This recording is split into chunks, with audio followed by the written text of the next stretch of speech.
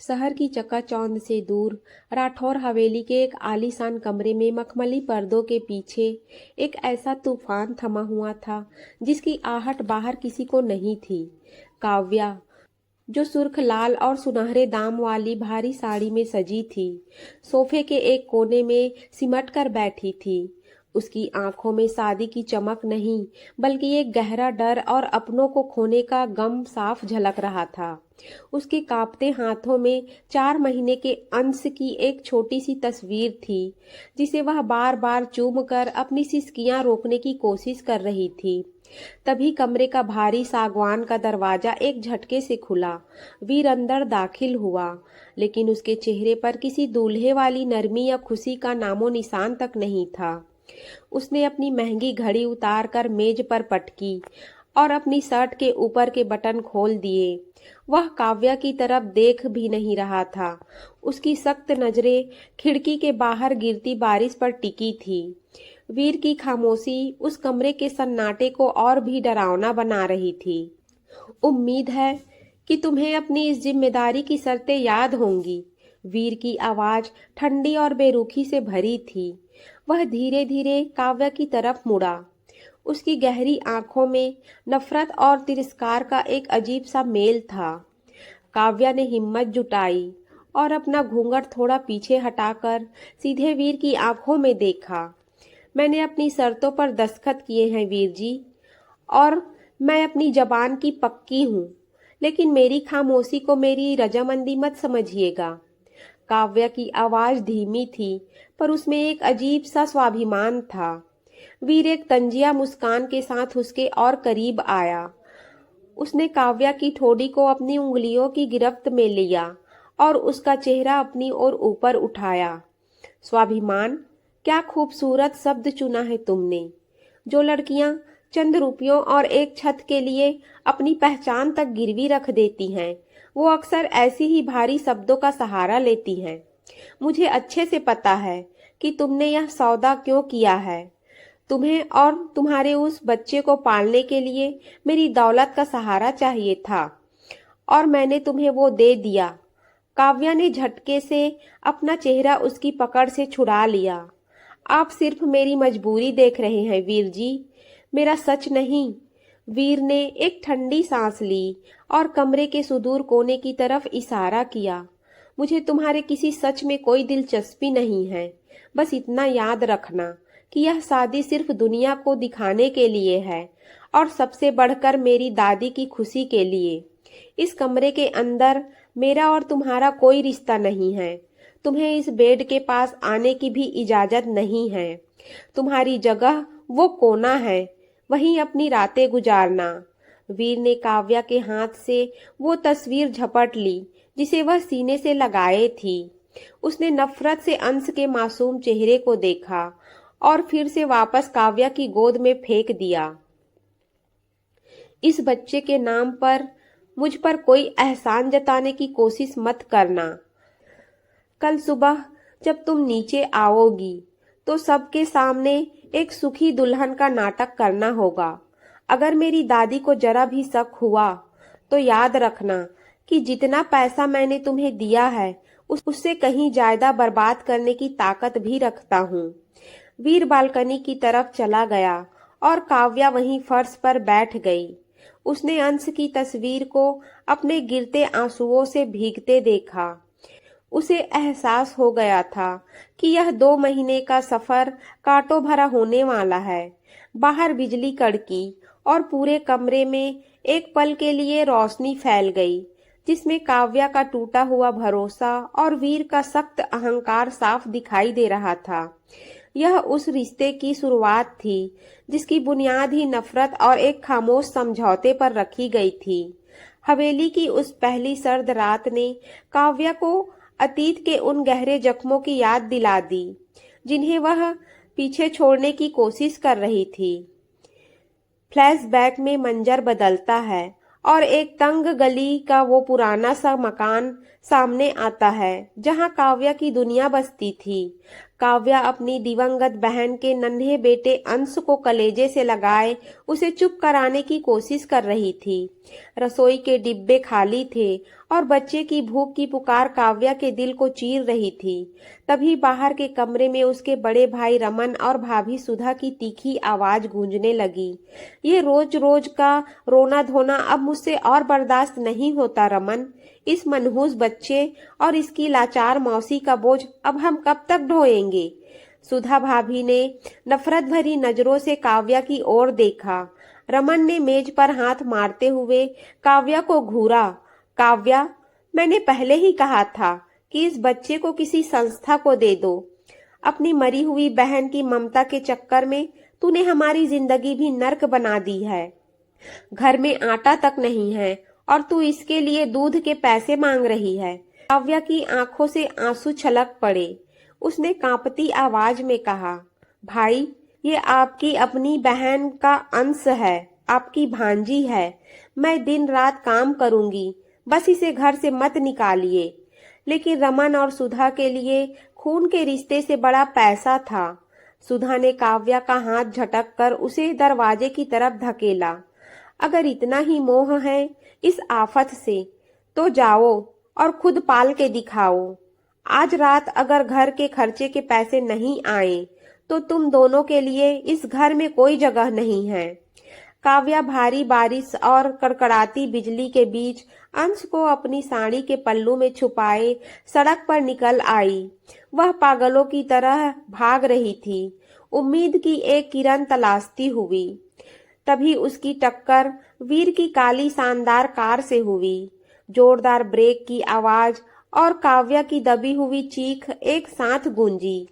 वीर car से बाहर निकला। उसके चेहरे पर वही पुरानी बेरुखी थी। उसने देखा कि एक लड़की कीचड़ में सनी हुई है और उसकी गोद में एक छोटा सा बच्चा है जो ठंड से नीला पड़ रहा है। काव्या ने लड़खड़ाते हुए वीर के पैर पकड़ लिए। साहब, मुझे सजा दे दीजिए, पर मेरे बच्चे को बचा लीजिए। इसे दूध चाहिए, ये मर जाएगा। वीर ने काव्या की आंखों में वो बेपनाह दर्द और ममता देखी जिससे उनके पत्थर जैसे दिल में एक हलचल पैदा कर दी। उसने अपना कीमती रुमाल निकाला और बिना कुछ कहे काव्या की ओर बढ़ा। मैं खैरात नहीं देता लड़की, लेकिन मैं सौदे बखूबी समझता हूँ। अगले ही दिन काव्या को वीर के ऑफिस के केबिन में बुलाया गया। वीर अपनी बड़ी सी मेज के पीछे बैठा था। उसने एक फाइल काव्या की तरफ सरकाई। तुम्हें अपने बच्चे के लिए सुरक्षा और पैसा चाहिए और मुझे एक ऐसी पत्नी जो दुनिया के सामने मेरा साथ दे सके और मेरी बीमार दादी को सुकून दे सके। ये 2 महीने का मैरिज कॉन्ट्रैक्ट है। तुम मेरी पत्नी का नाटक करोगी और बदले में मैं तुम्हारे इस बच्चे की पूरी जिम्मेदारी उठाऊंगा। लेकिन याद रखना, जिस दिन तुमने इस लक्ष्मण रेखा को पार किया, तुम उसी सड़क पर वापस होंगी जहां से मैंने तुम्हें उठाया था। काव्या ने कांपते हाथों से कलम उठाई। उसने अपनी आजादी के बदले अंश की जिंदगी चुनी थी। उसने दस्तखत कर दिए और इसी के साथ काव्या की जिंदगी का वो सफर शुरू हुआ जहां हर कदम पर वीर की नफरत और दुनिया का दिखावा उसका इंतजार कर रहा था। काव्या ने भारी मन से समझौते के कागजों पर दस्तखत तो कर दिए थे, लेकिन उसका दिल अभी भी कांप रहा था। वह अपनी गोद में नन्हे अंश को थामे वीर की आलीशान सफेद कार में बैठी थी। वीर ड्राइविंग सीट पर था।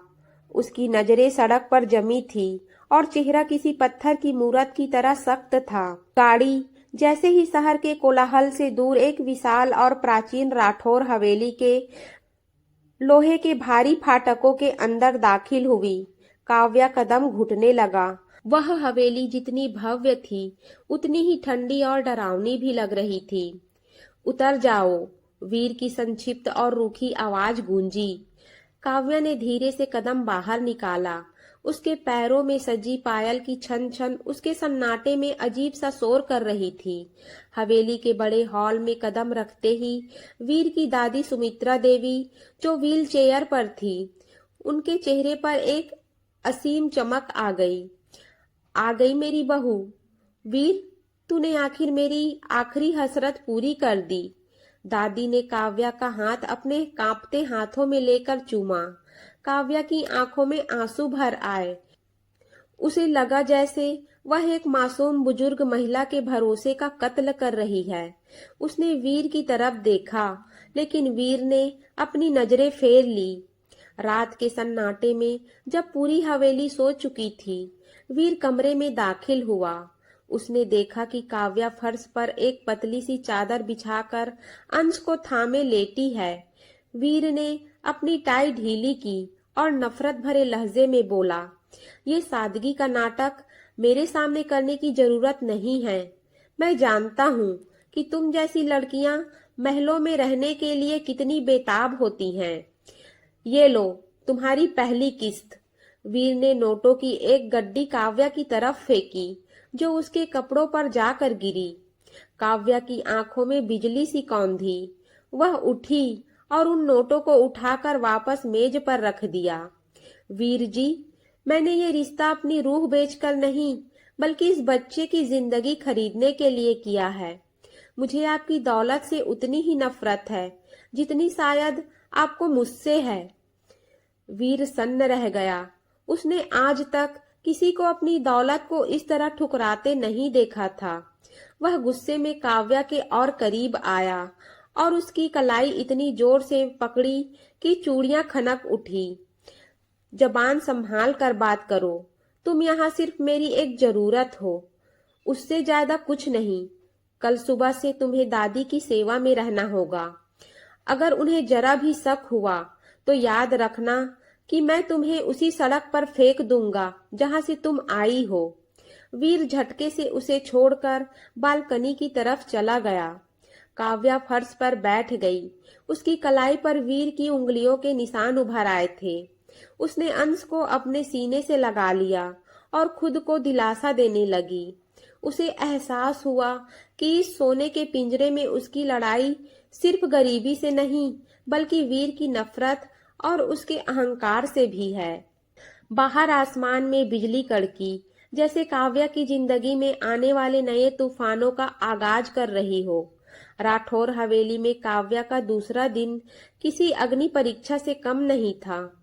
सुबह की पहली किरण के साथ ही काव्या ने अपनी पुरानी आदतों के मुताबिक घर को संभालना शुरू कर दिया।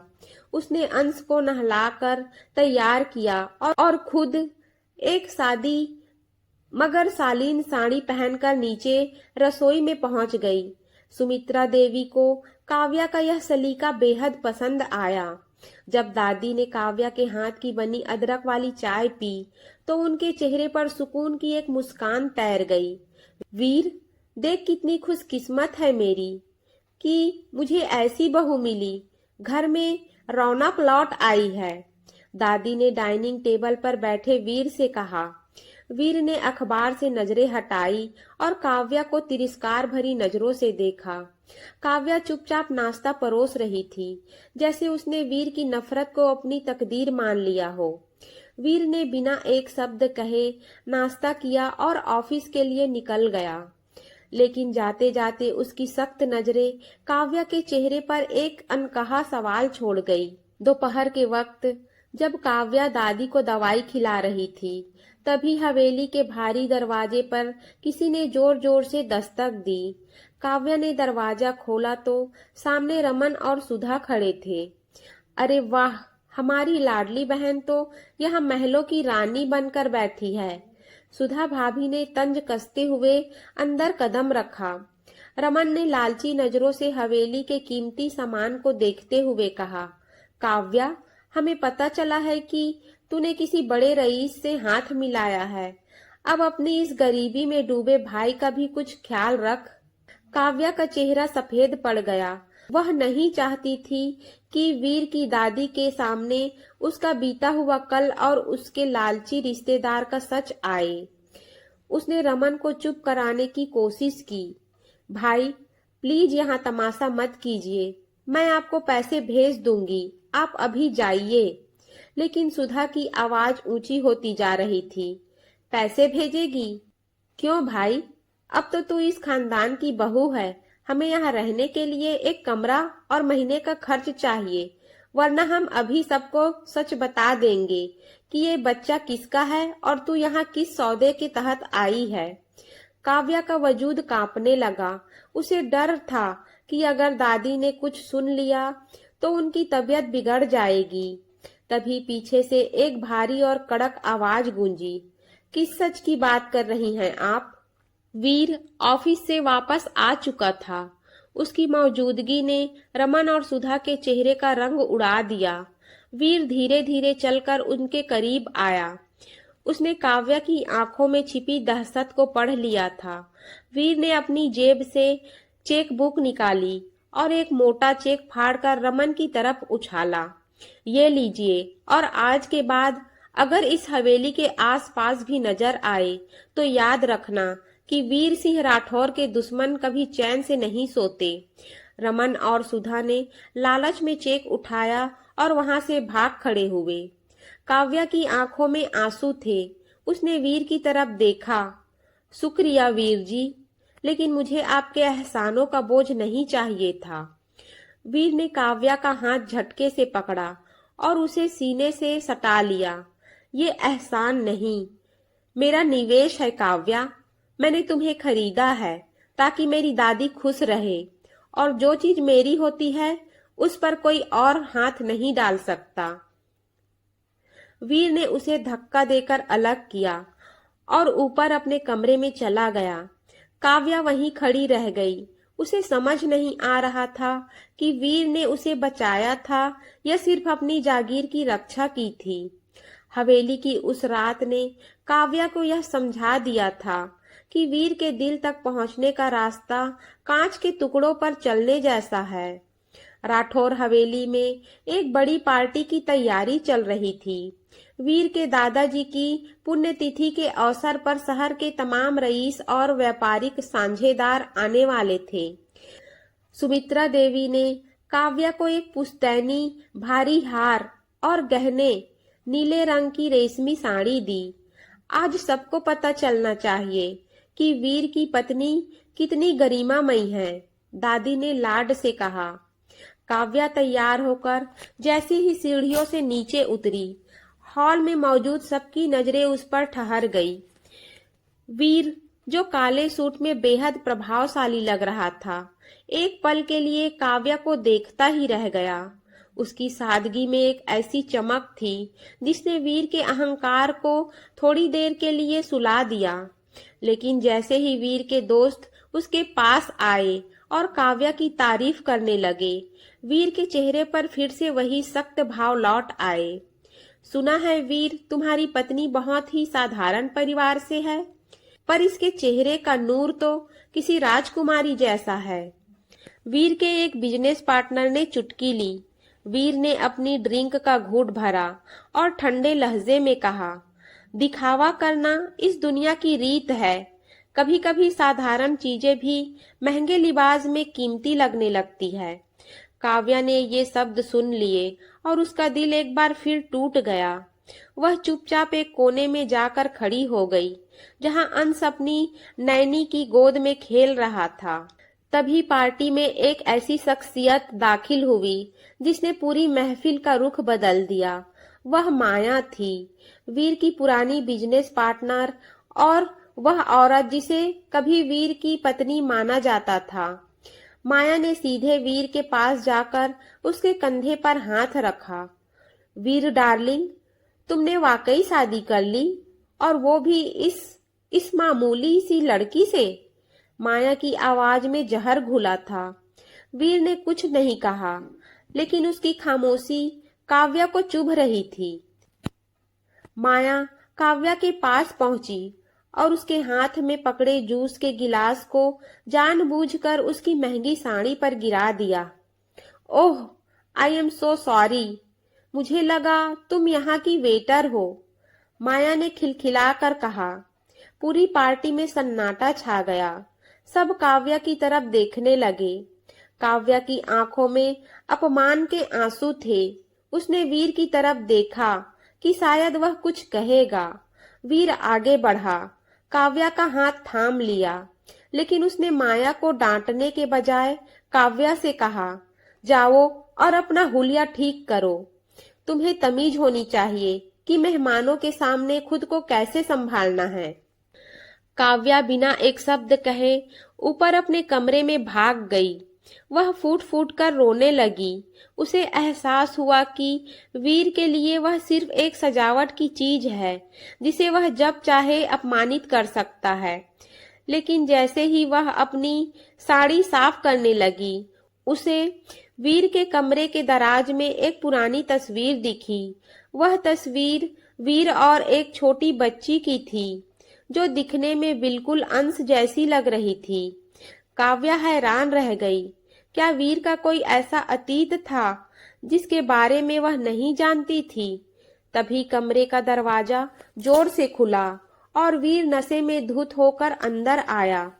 नशे में धुत वीर के कमरे में दाखिल होते ही काव्या ने झटके से उस तस्वीर को वापस दराज में छिपा दिया।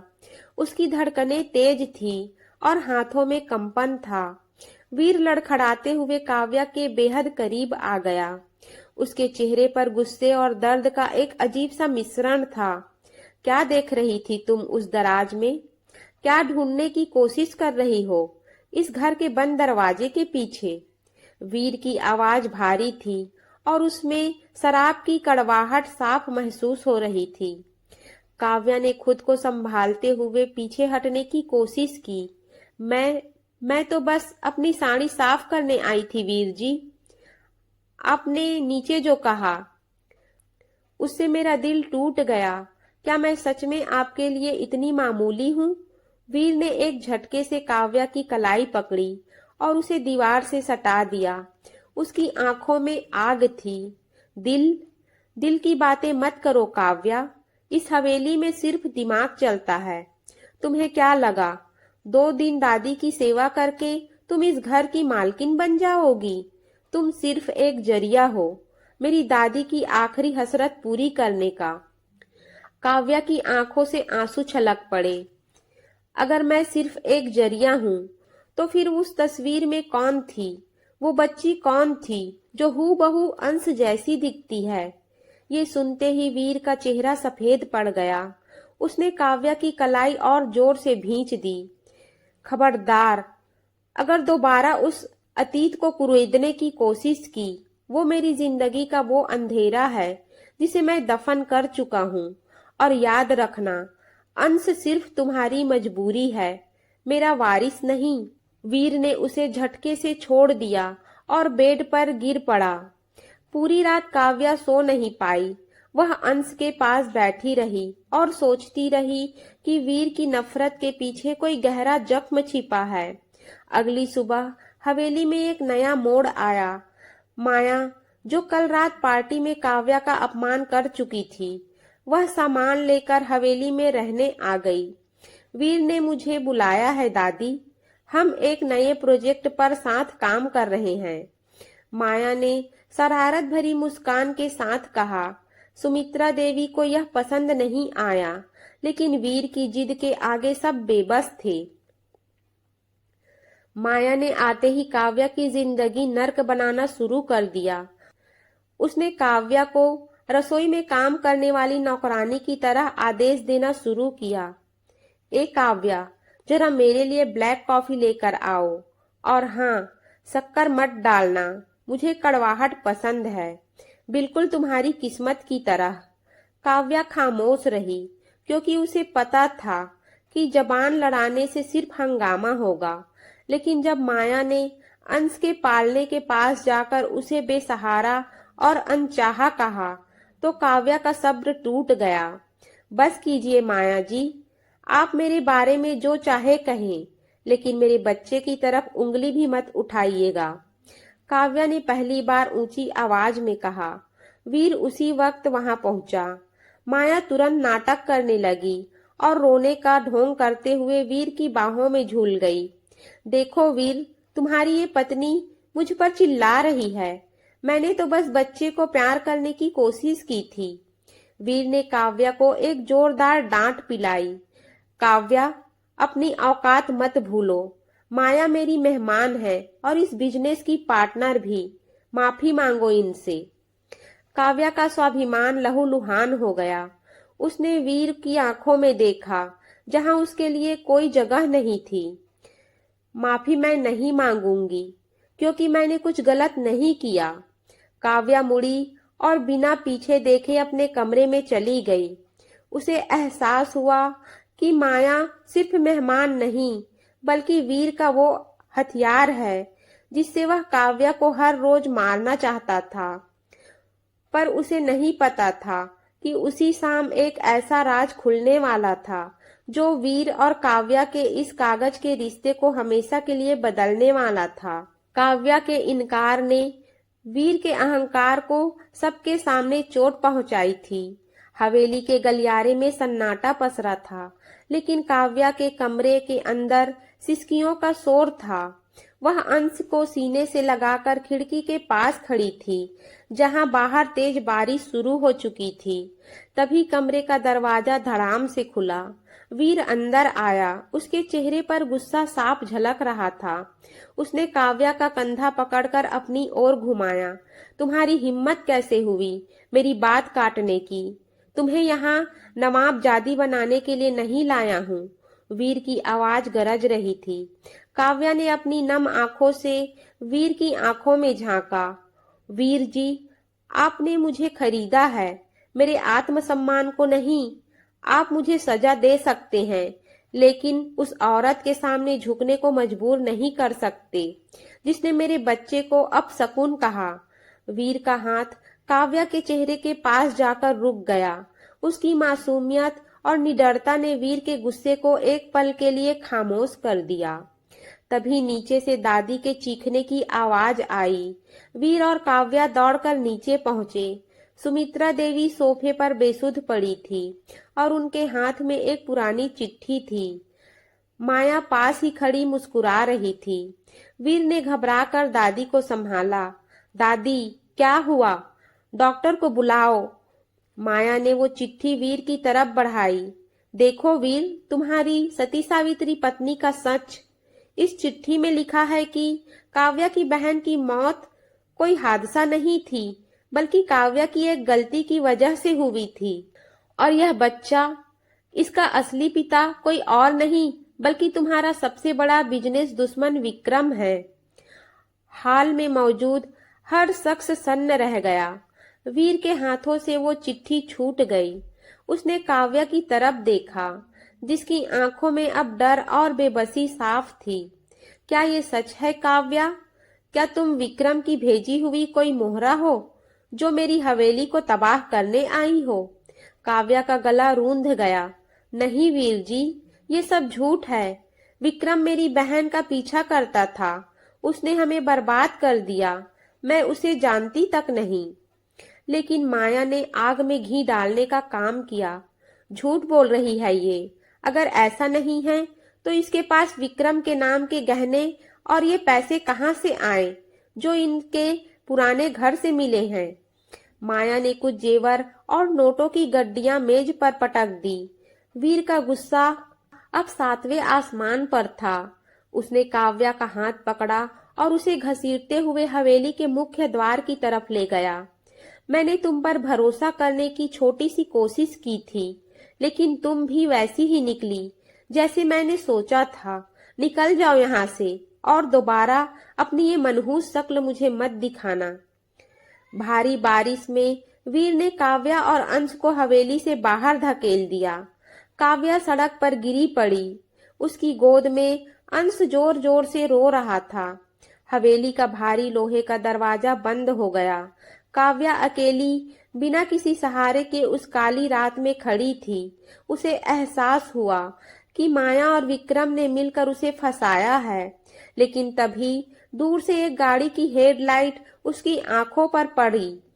गाड़ी रुकी और उसमें से एक शख्स बाहर निकला। वह विक्रम था। देखा काव्या, जिस वीर के लिए तुमने अपना सब कुछ दांव पर लगाया, उसने तुम्हें एक पल में सड़क पर फेंक दिया। अब मेरे पास आओ, मैं तुम्हें सब कुछ दूंगा जो तुम चाहती हो। विक्रम ने एक शैतानी मुस्कान के साथ कहा। काव्या ने नफरत से उसकी तरफ देखा और मिट्टी उठाकर उसके चेहरे पर फेंक दी। मर जाऊंगी, लेकिन तुझ जैसे दरिंदे का सहारा कभी नहीं दूंगी। काव्या अंधेरी सड़क पर भागने लगी। उधर हवेली में वीर अपनी शराब की बोतल तोड़ चुका था, लेकिन उसके दिल में किसी कोने में एक आवाज आ रही थी कि उसने बहुत बड़ी गलती कर दी है। अंधेरी सड़क पर मूसलाधार बारिश के बीच काव्या भाग रही थी। उसकी गोद में अंश ठंड से कांप रहा था। पीछे विक्रम की गाड़ी की आवाज तेज होती जा रही थी, जो किसी शिकारी की तरह उसका पीछा कर रहा था। काव्या का पैर एक पत्थर से टकराया और वह कीचड़ में जा गिरी। हे ईश्वर, आज मेरी परीक्षा मत लो, इस मासूम को बचा लो। उसने सिसकते हुए आसमान की तरफ देखा। तभी अचानक एक तेज रोशनी उसकी आंखों पर पड़ी और जोरदार ब्रेक की आवाज गूंजी। वह वीर की गाड़ी थी। वीर गाड़ी से बाहर निकला। उसका चेहरा गुस्से और पश्चाताप से लाल था। उसने उसने विक्रम की गाड़ी को बीच सड़क पर ही रोक दिया था। बिना एक शब्द कहे विक्रम के चेहरे पर एक जोरदार मुक्का जड़ा। मेरी चीज पर नजर डालने की हिम्मत दोबारा मत करना विक्रम, वरना ये शहर छोटा पड़ जाएगा तुम्हारे छिपने के लिए। वीर ने काव्या को सहारा देकर उठाया और बिना कुछ बोले उसे गाड़ी की अगली सीट पर बिठा दिया। हवेली पहुंचते ही वीर ने काव्या को सीधे अपने कमरे में ले जाकर दरवाजा बंद कर दिया। काव्या सहमी हुई कोने में खड़ी थी। वह कांप रही थी। वीर ने अलमारी से एक सूखा तौलिया निकाला और काव्या के सिर पर रख दिया। तुमने मुझे सच क्यों नहीं बताया? क्यों नहीं कहा कि विक्रम तुम्हें ब्लैकमेल कर रहा था? वीर की आवाज में अब नफरत नहीं, बल्कि एक अजीब सी तड़प थी। काव्या ने रोते हुए कहा, आपने सुनने की कोशिश कब की वीर जी? आपको तो बस अपनी नफरत और सौदे से मतलब था। आपने मुझे एक पल में उस इंसान के सामने फेंक दिया जिसने मेरी बहन की जिंदगी तबाह की थी। वीर ने काव्या के दोनों कंधे पकड़ लिए और उसे अपनी ओर घुमाया। क्योंकि मैं डर गया था काव्या, मुझे लगा कि तुम भी वैसी ही हो जैसी जैसी मेरी माँ थी, जो हमें छोड़कर किसी और के लिए चली गई थी। वीर की आंखों में पहली बार आंसू दिखे। उसने बताया कि कैसे उसके पिता की मौत के बाद उसकी माँ ने उसे और दादी को अकेला छोड़ दिया था और तब से वह हर औरत को शक की नजर से देखता था। काव्या का दिल पिघल गया। उसे एहसास हुआ कि वीर का गुस्सा दरअसल उसका छिपा हुआ दर्द था। तभी कमरे के बाहर माया के चिल्लाने की आवाज आई। वह पुलिस के साथ हवेली में दाखिल हुई थी। वीर, इस लड़की को अभी गिरफ्तार करवाओ, इसने मेरे कीमती जेवर चुराए हैं, माया ने नाटक करते हुए कहा। लेकिन वीर ने शांति से अपना फोन निकाला और एक वीडियो प्ले किया। उस वीडियो में माया चुपके से काव्या के कमरे में जेवर और पैसे छिपाते हुए साफ दिख रही थी। वीर ने यह हिडन कैमरा दादी की सुरक्षा के लिए लगाया था, लेकिन आज इसने काव्या की बेगुनाही साबित कर दी। इंस्पेक्टर, ले जाइए इस औरत को यहाँ से। इसने न सिर्फ चोरी की, बल्कि एक बेगुनाह पर झूठा इल्जाम भी लगाया, वीर ने कड़क अंदाज में कहा। माया गिड़गिड़ाने लगी, लेकिन वीर ने उसे धक्के देकर बाहर करवा दिया। जब सब चले गए तो कमरे में सिर्फ वीर, काव्या और सोता हुआ अंश रह गए। वीर ने धीरे से अंश के सिर पर हाथ रखा। आज से ये बच्चा मेरा वारिस है काव्या, और तुम इस घर की सिर्फ नाम की नहीं, बल्कि मेरी असली पत्नी हो। काव्या ने वीर की आंखों में वो भरोसा देखा जिसकी उसे तलाश थी। उसने अपना सिर वीर के कंधे पर रख दिया और उस रात राठौर हवेली की दीवारों ने पहली बार नफरत नहीं, बल्कि प्यार की आहट सुनी। हवेली की फिजाओं में जो प्यार की महक अभी घुलनी शुरू हुई थी, विक्रम के एक फोन ने उसे कड़वाहट में बदल दिया। वीर का चेहरा पत्थर जैसा सख्त हो गया और वह बिना कुछ कहे कमरे से बाहर निकल गया। काव्या बालकनी में खड़ी रह गई। उसे समझ नहीं आ रहा था कि जो इंसान अभी उससे जिंदगी भर साथ निभाने की बात कर रहा था, वह अचानक इतना बेरुखा कैसे हो गया। रात के खाने पर भी वीर नहीं आया। सुमित्रा दादी बार बार पूछ रही थी, लेकिन काव्या के पास कोई जवाब नहीं था। उसे रह रह कर वही ख्याल आ रहा था कि आखिर उस फोन कॉल में ऐसा क्या था जिसने वीर को फिर से उसी अंधेरी तन्हाई में धकेल दिया। देर रात जब हवेली के सारे चिराग बुझ चुके थे, वीर नशे में धुत होकर घर लौटा। काव्या लिविंग रूम में उसका इंतजार कर रही थी। जैसे ही उसने वीर को लड़खड़ाते देखा, वह दौड़कर उसके पास गई। वीर जी, आप इस हालत में, क्या हुआ है?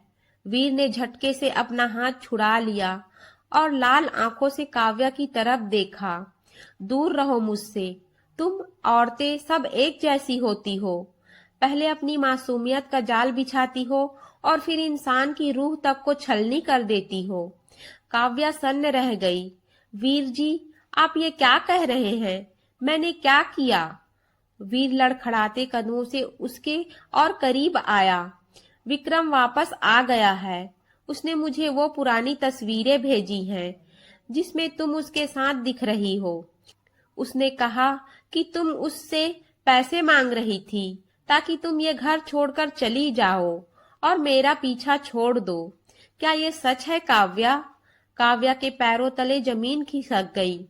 वह कभी विक्रम से अपनी मर्जी से मिली तक नहीं थी, फिर वो इतना बड़ा झूठ क्यों बोल रहा था? नहीं वीर जी, ये झूठ है। मैं विक्रम को नफरत करती हूँ। मैं उससे क्यों मिलूंगी? लेकिन वीर इस वक्त सुनने की स्थिति में नहीं था। विक्रम ने उसके पुराने जख्मों पर ऐसा नमक छिड़का था कि उसे काव्या की हर बात फरेब लग रही थी। बस करो, मुझे तुम्हारी कोई सफाई नहीं सुननी। मुझे लगा था कि तुम अलग हो, लेकिन तुम भी सिर्फ पैसों की भूखी निकली। वीर ने गुस्से में पास रखे एक गुलदस्ते को दीवार पर दे मारा। शोर सुनकर दादी माँ भी अपने कमरे से बाहर आ गई। काव्या फूट फूट कर रोने लगी। उसे एहसास हुआ कि उसका ये छोटा सा सपना टूटने वाला है। दादी ने वीर को संभालने की कोशिश की, लेकिन वह किसी की सुनने को तैयार नहीं था। वह काव्या को एक हिकारत भरी नजरों से देखकर अपने कमरे में चला गया और दरवाजा अंदर से बंद कर लिया। अगली सुबह काव्या ने तय कर लिया कि वह अब यहाँ एक पल भी नहीं रुकेगी। उसने अपना पुराना मामूली बैग उठाया और अंश को गोद में लेकर नीचे आई। उसकी आंखों में नींद की कमी और रोने की वजह से सूजन थी। दादी ने उसे रोकने की बहुत कोशिश की। बेटी, कहाँ जा रही है? वीर गुस्से में था, वह समझ जाएगा। काव्या ने रोते हुए दादी के पैर छुए। दादी, जहाँ भरोसा ना हो वहाँ प्यार कभी नहीं पनप सकता। वीर जी को लगता है कि मैं बिकी हुई हूँ और मैं अपनी सफाई देकर अपनी गरिमा और कम नहीं करना चाहती। जैसे ही काव्या हवेली के बड़े गेट से बाहर निकलने लगी, सामने से एक महंगी गाड़ी आकर रुकी। गाड़ी से वही पुरानी दुश्मन माया उतरी। उसके चेहरे पर एक सातिर मुस्कान थी। उसने काव्या का रास्ता रोका और धीरे से उसके कान में कहा था ना, वीर सिर्फ मेरा है। तुम्हारी जैसी मामूली लड़की उसे कभी नहीं पा सकती। विक्रम ने जो जाल बुना उसमें तुम फंस ही गई।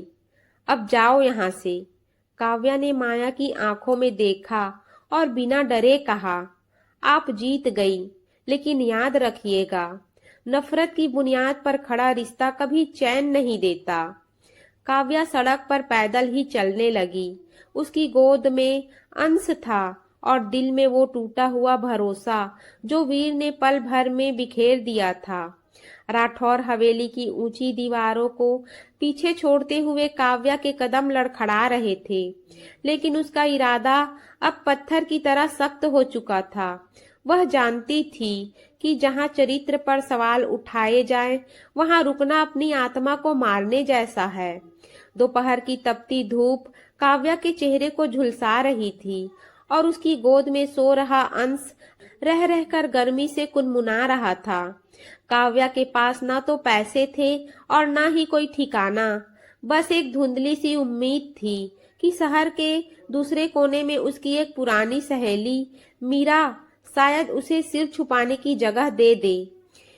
इधर हवेली में वीर अपने कमरे में बंद था। कमरे का नजारा किसी युद्ध के मैदान जैसा लग रहा था।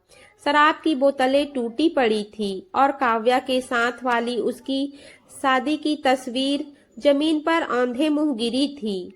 वीर के दिमाग में विक्रम की कही बातें, तस्वीरें किसी जहरीले नाग की तरह डस रही थी। तभी कमरे का दरवाजा धड़ाम से खुला और सुमित्रा दादी अंदर दाखिल हुई। उनके चेहरे पर दुख नहीं बल्कि एक भयंकर क्रोध था। वीर, तूने आज अपनी माँ की दी हुई नफरत की आग में एक मासूम और पवित्र लड़की की बलि चढ़ा दी। दादी की आवाज कांप रही थी। वीर ने अपनी लाल आंखों से दादी को देखा। दादी, आप नहीं जानती, विक्रम के पास सबूत है। वो काव्या से मिल रहा था। उसने तस्वीर दिखाई है। दादी ने बिना एक शब्द कहे वीर के हाथ में अपना फोन थमाया।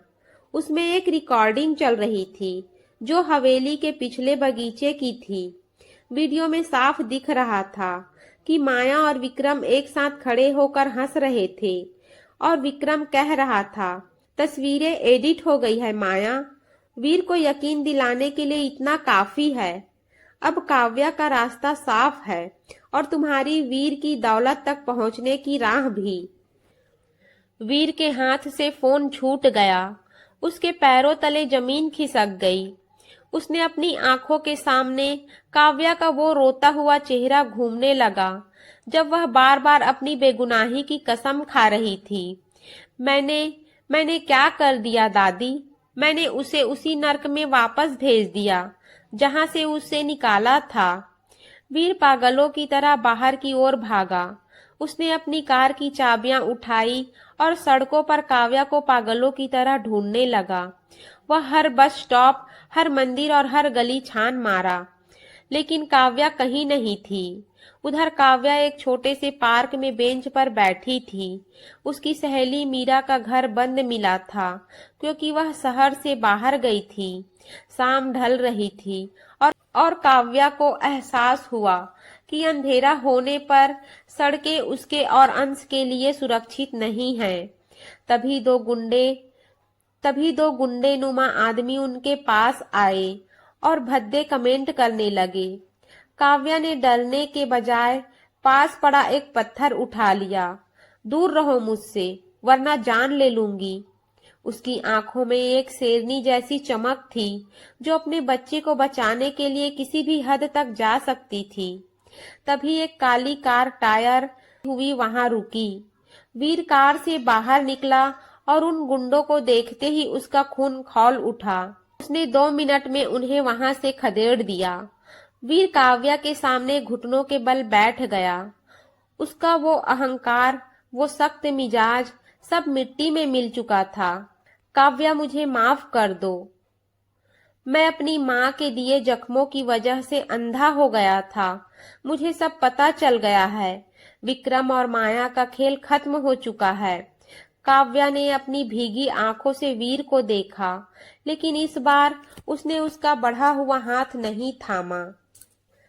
माफी वीर जी, आपने मेरे चरित्र पर दाग लगाया है। हर बार जब आप मुझ पर शक करेंगे, क्या मैं हर बार अपनी बेगुनाही का सबूत लेकर आऊंगी? यह रिश्ता विश्वास पर नहीं, सिर्फ एक कागज पर टिका था। काव्या उठकर जाने लगी, लेकिन वीर ने अंश की तरफ हाथ बढ़ाया। अंश को तो मत ले जाओ काव्या, कम से कम उसके लिए लौट आओ। मैं वादा करता हूँ आज के बाद तुम इस घर की सिर्फ पत्नी नहीं बल्कि मेरी दुनिया होगी। काव्या रुकी। उसने वीर की आंखों में सच्चा पश्चाताप देखा। लेकिन उसने एक शर्त रखी। मैं वापस आऊंगी वीर जी, पर एक पत्नी की तरह नहीं। मैं अपनी पहचान खुद बनाऊंगी। मैं आपकी कंपनी में काम करूंगी और अपनी काबिलियत साबित करूंगी। जिस दिन मुझे लगेगा कि आप मुझे अपनी जागीर नहीं बल्कि एक इंसान समझते हैं, उस दिन हमारा रिश्ता फिर से शुरू होगा। वीर ने सिर झुकाकर उसकी शर्त स्वीकार की। उस रात जब वे हवेली लौटे तो माया को पहले ही पुलिस ले जा चुकी थी। हवेली में अब एक नया अध्याय शुरू होने वाला था, जहां काव्या अब अबला नहीं बल्कि अपने अधिकारों के लिए लड़ने वाली एक सशक्त महिला थी। राठौर हवेली में अब हवाओं का रुख बदल चुका था। काव्या ने वीर की कंपनी में एक प्रोजेक्ट मैनेजर के तौर पर काम करना शुरू कर दिया था और उसकी काबिलियत देख वीर का सिर फक्र से ऊंचा हो जाता था। लेकिन कमरे की चार दीवारी के भीतर वीर अभी भी काव्या की उस शर्त से बंधा था, एक अजनबी की तरह रहना। वीर के लिए यह दूरी अब बर्दाश्त से बाहर होती जा रही थी। काव्या की सादगी, उसकी मेहनत और अंश के प्रति उसकी ममता ने वीर के दिल के हर कोने पर कब्जा कर लिया था। एक शाम जब दफ्तर का सारा स्टाफ जा चुका था, बाहर मूसलाधार बारिश शुरू हो गई। बिजली कड़क रही थी और काव्या अपनी फाइलों में डूबी थी। अचानक केबिन की लाइट चली गई। काव्या घबराकर उठी ही थी कि अंधेरे में उसे किसी की मजबूत बाहों का एहसास हुआ। वह वीर था। उसकी परफ्यूम की खुशबू काव्या की धड़कनों को तेज कर रही थी। वीर जी, आप यहाँ क्या कर रहे हैं? काव्या की आवाज में एक कंपकपी थी। वीर ने उसे दीवार और अपने बीच कैद कर लिया। अंधेरे में भी उसकी आंखों की चमक साफ दिख रही थी। कब तक खुद को मुझसे दूर रखोगी काव्या? क्या तुम्हें मेरी तड़प महसूस नहीं होती? वीर की आवाज गहरी और मखमली थी। उसने काव्या के चेहरे से उसके रेशमी बालों की एक लट को धीरे से पीछे किया और उसके कान के पास झुककर फुसफुसाया, मैंने अपनी सजा काट ली है, अब और नहीं। काव्या का दिल जोर जोर से धड़क रहा था। उसने वीर के सीने पर हाथ रखकर उसे पीछे धकेलने की कोशिश की, लेकिन वीर ने उसकी कलाई पकड़कर उसे अपनी ओर खींच लिया। बिजली कड़की और एक पल के लिए रोशनी फैली, जिसमें वीर का चेहरा काव्या के बेहद करीब था। उसने काव्या की कमर में हाथ डालकर उसे ऊपर उठाया और उसे टेबल पर बिठा दिया। काव्या की सांसें तेज हो गई थी। वीर ने उसके माथे को अपने माथे से टिका दिया। काव्या, मैं तुम्हें खोने के ख्याल से ही मर जाता हूँ। मुझे वो पुराना वीर नहीं चाहिए, मुझे सिर्फ तुम्हारा प्यार चाहिए। वीर ने धीरे से काव्या की गर्दन पर अपना चेहरा झुकाया, जहां उसके स्पर्श ने काव्या के पूरे शरीर में एक सिहरन पैदा कर दी। काव्या का सारा विरोध पिघलने लगा था। उसने वीर के कोट को कसकर मुट्ठी में भींच लिया। वीर ने अपना चेहरा ऊपर उठाया और काव्या की आंखों में डूबते हुए उसके होठों के करीब आया। क्या तुम अब भी कहोगी कि हमारे बीच सिर्फ एक कागज का रिश्ता है? काव्या ने अपनी आंखें मूंद ली और धीरे से कहा, नहीं वीर, अब नहीं। वीर ने उसे अपनी बाहों में भर लिया और उसे एक ऐसा एहसास दिया जिसे काव्या ताउम्र भूल नहीं सकती थी। उस रात जब वे हवेली लौटे तो वीर ने काव्या का हाथ नहीं छोड़ा। उसने काव्या को अपनी गोद में उठाकर सीढ़ियां चढ़ी। दादी ने उन्हें देख लिया और मुस्कुराते हुए अपना चेहरा फेर लिया। कमरे में पहुंचकर वीर ने काव्या को धीरे से बेड पर लिटाया और उसके ऊपर झुक गया। उसने काव्या के गहने एक एक करके उतारे। उसकी नजरें काव्या के चेहरे से हट ही नहीं रही थी। तुम मेरी हो काव्या, सिर्फ मेरी। उस रात की खामोशी में उनके प्यार का एक नया अध्याय लिखा गया, जहां ना कोई शर्त थी और ना ही कोई शक, बस एक अटूट विश्वास और बेपनाह मोहब्बत थी। राठौर हवेली से आती ठंडी बयार और मखमली पर्दों की सरसराहट के बीच वीर और काव्या का कमरा सिर्फ मोमबत्तियों की मध्यम रोशनी में नहाया हुआ था। काव्या आईने के सामने खड़ी अपने बालों को संवार रही थी। तभी पीछे से दो मजबूत बाहों ने उसे अपनी गिरफ्त में लिया। वह वीर था। उसने अपना चेहरा काव्या के नंगे कंधों पर टिका दिया, जिससे काव्या की पूरी देह सिहर उठी। वीर जी, दादी जाग रही होंगी, काव्या ने धीमी आवाज और कांपती आवाज में कहा, लेकिन उसकी आंखों में वीर के लिए बेपनाह चाहत साफ झलक रही थी। वीर ने एक शरारत भरी मुस्कान के साथ उसके कान के पास फुसफुसाया, आज कोई नहीं काव्या, आज सिर्फ तुम हो, मैं हूँ और ये खामोश रात है। वीर के हाथों ने धीरे धीरे काव्या की कमर पर अपनी पकड़ मजबूत की। उसने काव्या की गर्दन पर अपनी गर्म सांसों का स्पर्श दिया, जिससे काव्या की आंखें अपने आप मूंद गई। वीर ने धीरे से काव्या को अपनी ओर घुमाया। मोमबत्ती की रोशनी में काव्या का चेहरा किसी अप्सरा जैसा दमक रहा था। वीर ने उसकी आंखों में डूबते हुए अपना हाथ उसके चेहरे पर फेरा और उसके होठों के बेहद करीब आया। मैंने बहुत इंतजार किया है इस पल का, उस दिन का जब तुम पूरी तरह मेरी होगी। काव्या ने वीर की शर्ट के बटनों को अपनी उंगलियों से सहलाते हुए कहा, मैं तो हमेशा से आपकी ही थी वीर, बस आपको पहचानने में देर लगी। वीर ने एक झटके से काव्या को अपनी गोद में उठा लिया और धीरे से मखमली बिस्तर पर लेटा दिया। कमरे का सन्नाटा अब उनकी तेज होती धड़कनों से भरने लगा था। वीर उसके ऊपर झुका और उसने काव्या के माथे, उसकी आंखों और फिर उसके गालों को चूमते हुए अपनी मोहब्बत का इजहार किया। काव्या ने अपने हाथ वीर के बालों में फंसा लिए और उसे अपने करीब खींच लिया। उस रात नफरत की हर दीवार गिर चुकी थी। वीर का हर स्पर्श काव्या को एक नई दुनिया का एहसास करा रहा था, जहां सिर्फ सुकून और रूहानी मिलन था। अगली सुबह जब सूरज की पहली किरण कमरे में दाखिल हुई, काव्या वीर की बाहों में सिमटी हुई थी। वीर ने उसकी नींद में डूबी हुई पेशानी को चूमा। Good morning Mrs Rathore. Kavya ने मुस्कुराते हुए अपनी आंखें खोली। उनकी जिंदगी का वो काला अध्याय अब हमेशा के लिए खत्म हो चुका था। वीर ने न सिर्फ काव्या को अपनाया था, बल्कि अंश को भी अपना नाम और अपनी सारी दौलत का वारिस बना दिया था। हवेली के आंगन में अब सन्नाटा नहीं, बल्कि अंश की किलकारियां गूंजती थी। सुमित्रा दादी व्हील चेयर पर बैठी उन्हें देखकर मुस्कुरा रही थी। वीर और काव्या हाथ में हाथ डाले लॉन में टहल रहे थे। विक्रम और माया अपने कर्मों की सजा जेल में काट रहे थे। वीर ने काव्या की कमर में हाथ डालकर उसे अपनी ओर खींचा और सबके सामने उसके माथे को चूम लिया। तुम मेरी जिंदगी की वो जीत हो काव्या, जिसे मैं कभी हारने नहीं दूंगा। काव्या ने अपना सिर वीर के सीने पर रख दिया। यह एक ऐसी कहानी का अंत था जो नफरत के एक समझौते से शुरू हुई थी, लेकिन जिसका समापन एक अटूट और रूहानी प्रेम से हुआ। दोस्तों, वीडियो अच्छा लगा हो तो वीडियो को लाइक करें, चैनल को सब्सक्राइब करें। मिलेंगे अगली कहानी के साथ, तब तक के लिए आप सभी का दिल से धन्यवाद।